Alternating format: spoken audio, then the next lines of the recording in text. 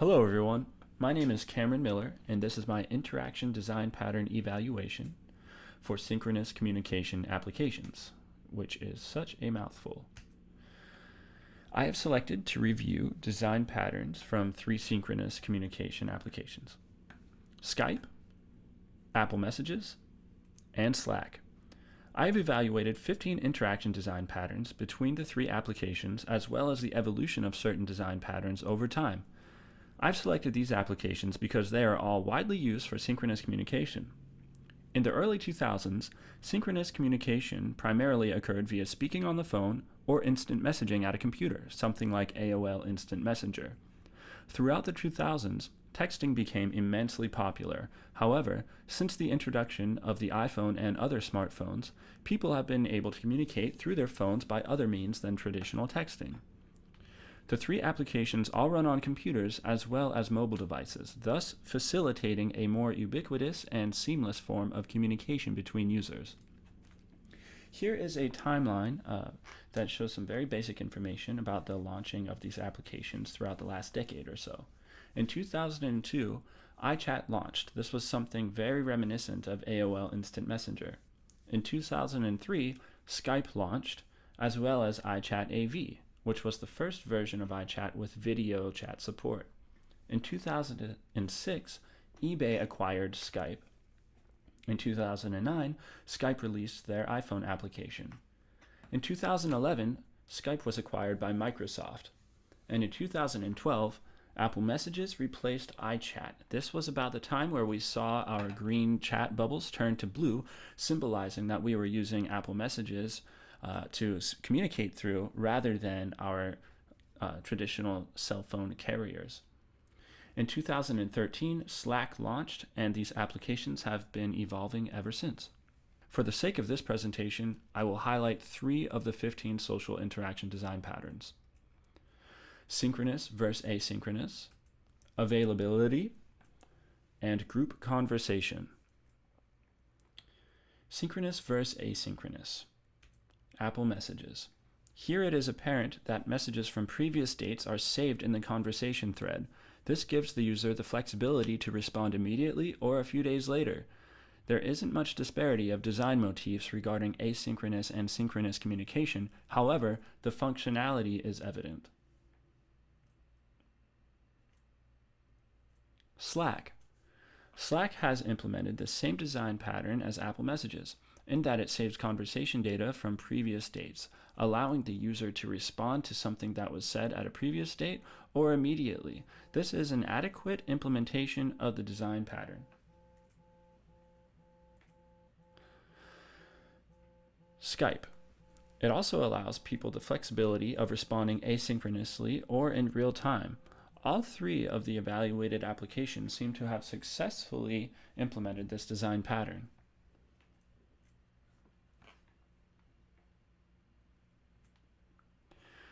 The 2003 version of Skype seems like it was geared more towards synchronous communication than asynchronous communication. In 2003, email was most likely the primary form of asynchronous communication. The current version of Skype shows that asynchronous communication is becoming more popular through other mediums. Availability. Apple Messages. Apple Messages does not provide a means to see if others are available before contacting them.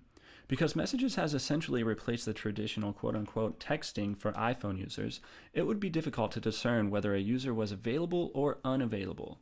Unless a person's phone is off or out of a service area, they will always receive the message. However, we do not know when they will read it, or how they will receive it, or what the context is, so we're unsure if they are away or present. Now Slack. Slack shows icons next to each contact name to illustrate availability. When a circle is filled in, it can be presumed that the user is online and available. When a circle is not filled in, it can be presumed that the person is not available or not logged into the application.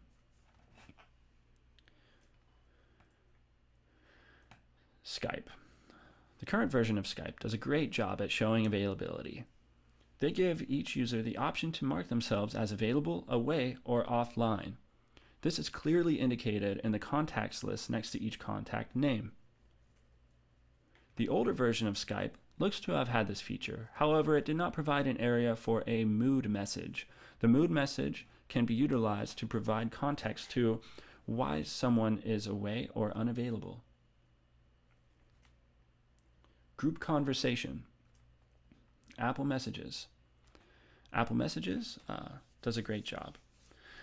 Like private conversations, group conversations are easily facilitated with Apple Messages. By nature, Apple Messages is a very private environment for a conversation. However, it is easy for a person to start a group chat between selected individuals. The group chats are clearly indicated in the left sidebar. Slack's group conversations are shown as channels. A user can create or join a channel. Users can create a public or private channel for a group conversation. Slack has done a nice job at implementing the channel metaphor in group chats.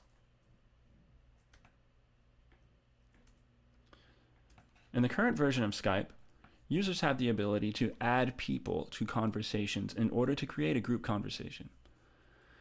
The user can then even name the group conversation according to topics.